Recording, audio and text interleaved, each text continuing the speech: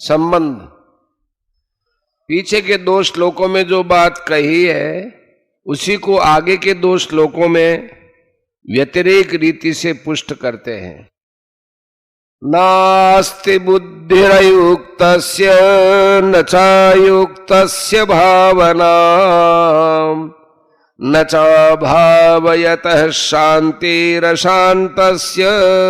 कुतः सुखम्।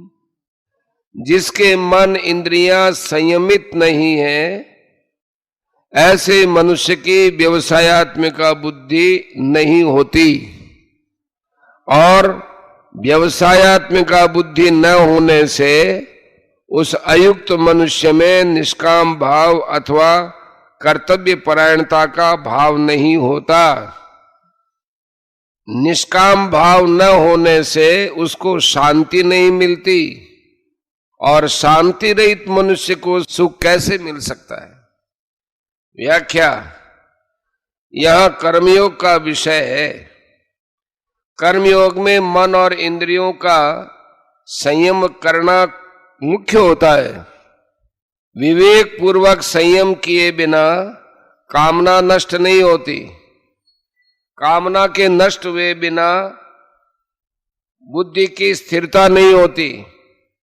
अतः कर्मयोगी साधक को पहले मन और इंद्रियों का संयम करना चाहिए, परंतु जिसका मन और इंद्रियां संयमित नहीं है उसकी बात इस श्लोक में कहते हैं।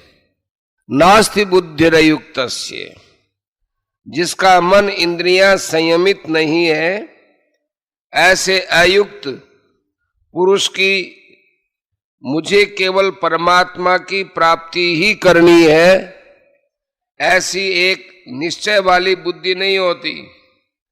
कारण कि मन और इंद्रियां संयमित न होने से वह उत्पत्ति विनाशी नास्ति बुद्धिरयुक्तस्य। जिसका मन और इंद्रियां संयमित नहीं है ऐसे अयुक्त पुरुष को मुझे केवल परमात्मा की प्राप्ति ही करनी है ऐसी एक निश्चय वाली बुद्धि नहीं होती।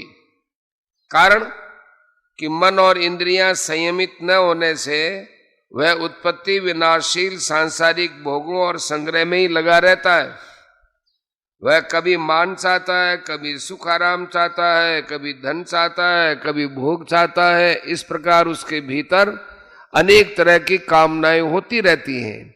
इसलिए उसकी बुद्धि एक निश्चय वाली नहीं होती। नचायुक्तस्य भावना। उसकी बुद्धि व्यवसायत्मिका नहीं होती। उसकी मुझे तो केवल अपने कर्तव्य का पालन करना है और फल की इच्छा, कामना, आसक्ति आदि का त्याग करना ऐसी भावना नहीं होती। ऐसी भावना न होने में कारण है अपना ध्येय स्थिर न होना। नचा भावयत शांति। जो अपने कर्तव्य के परायण नहीं रहता उसको शांति नहीं मिल सकती।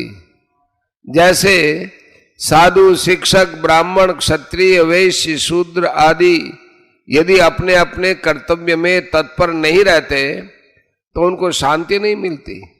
कारण कि अपने कर्तव्य के पालन में दृढ़ता न रहने से ही अशांति पैदा होती है। अशांतस्य कुतः सुखम।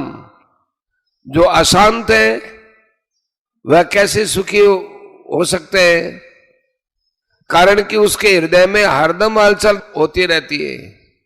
बाहर से उसको कितने ही अनुकूल भोग आदि मिल जाए तो भी उसके हृदय की हलचल नहीं मिट सकती, अर्थात वह सुखी नहीं हो सकता।